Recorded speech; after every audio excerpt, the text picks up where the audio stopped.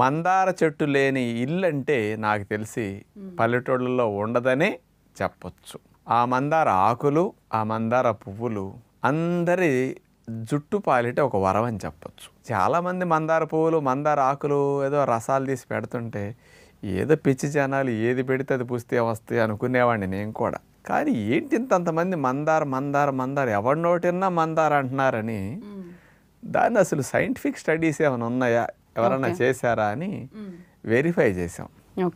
40 పరిశోధన పత్రాల యొక్క సారాంశాన్ని అమెరికా దేశం వారు 2015 సంవత్సరంలో రట్గర్స్ యూనివర్సిటీ USA వారు వాళ్ళు ఇచ్చినవి.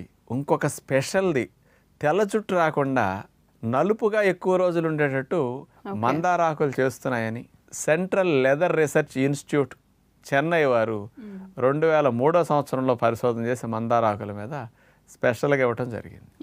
మరి